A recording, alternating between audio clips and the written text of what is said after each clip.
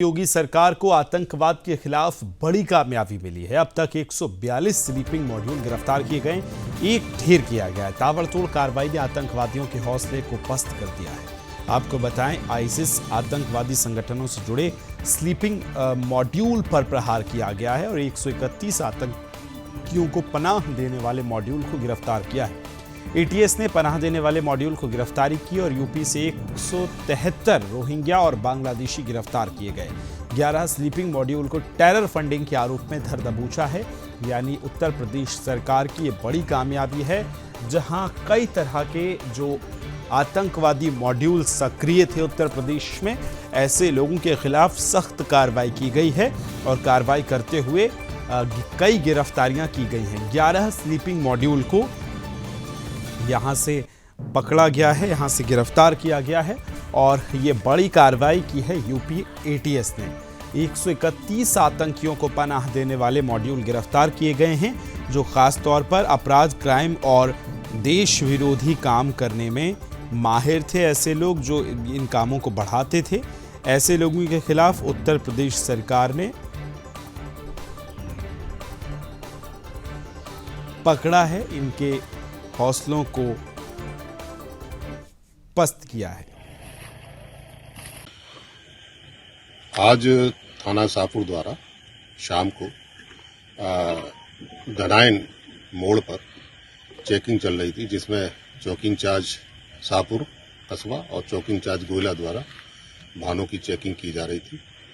तो चांदपुर की तरफ से एक मोटरसाइकिल पर एक सवार व्यक्ति आता हुआ दिखाई दिया। उसको रोकने की कोशिश की तो वो तुरंत पीछे मुड़ करके भागने लगा।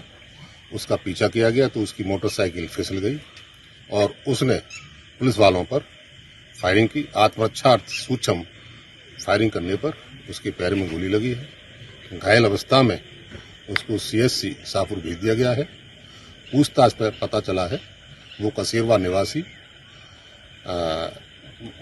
अरमान पुत्र दीन मोहम्मद, और वो मार्च महीने में कस्बा शाहपुर से वांछित चल रहा था। उस पर रंगदारी के मुकदमे हैं और उस पर करीब थाना शाहपुर से ही करीब 8 मुकदमे पंजीकृत हैं।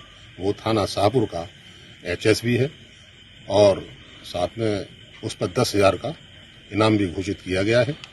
उसके पास से एक मोटरसाइकिल स्प्लेंडर काली बिगर नंबर की और एक तमंचा 315 बोर, एक खोखा कारतूस और एक जिंदा कारतूस बरामद हुआ है और उसको पूछताछ कर पुलिस हिरासत में लेकर विधिक आवश्यक कार्रवाई की जा रही है।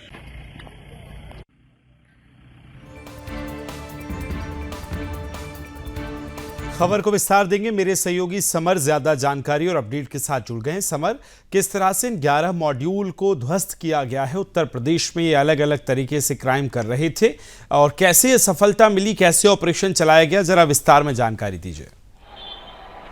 देखिए, आपको बता दें, जो मुजफ्फरनगर है, मुजफ्फरनगर उत्तर प्रदेश में संवेदनशील जनपदों की श्रेणी में मुजफ्फरनगर को रखा गया है और पुलिस हमेशा यहाँ पर निगरानी करती रही है कि जो भी लोग वांछित हैं या जो लुटेरे हैं या जो गोकस हैं या जो जेल से छूटकर आए हैं और जो आपराधिक प्रवृत्ति के लोग हैं जो इन घटनाओं में शामिल रहते हैं, पुलिस लगातार उनको मॉनिटरिंग करती रहती है।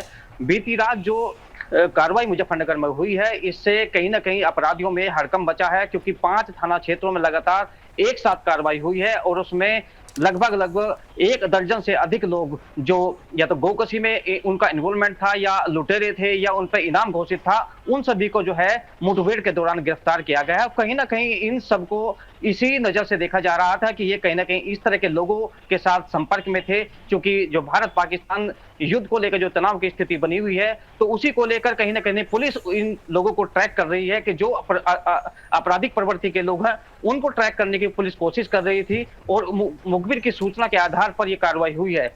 बीती रात जो है 5 थाना क्षेत्रों में यह कार्रवाई हुई है और 5 लोग 1 दर्जन से अधिक लोगों को इसमें, चाहे उसमें मोहम्मद इरफान हो, मोहम्मद जावेद हो, नईम कुरैशी हो, इस तरह के लोगों को जो है पुलिस ने यहाँ गिरफ्तार करके जो है जेल भेजा है। कहीं ना कहीं जो प्रदेश है, प्रदेश में मुजफ्फरनगर की जो भूमिका है, संवेदनशील जनपदों की श्रेणी में मुजफ्फरनगर रहा है, क्योंकि 2013 के दंगे के बाद यहाँ पर जो है इस तरह की स्थिति बनी रही है। तो कहीं ना कहीं और इस टेरर को जो आतंकवादी गतिविधियों से जुड़ने की इन लोगों की संभावना बनी रहती है, तो कहीं ना कहीं इसको ध्वस्त करने का पुलिस का प्रयास रहता है और उसी को लेकर कार्रवाई हुई है।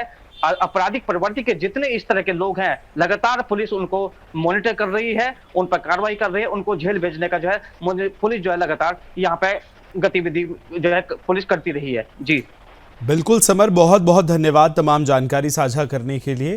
तो एक बड़े रैकेट का पुलिस ने यहाँ पर्दाफाश किया है, खुलासा किया है और ऐसे में कई स्लीपिंग मॉड्यूल्स को पुलिस ने यूपी के अलग अलग सेक्टर, अलग अलग इलाकों से, अलग अलग जनपद से गिरफ्तार किया है।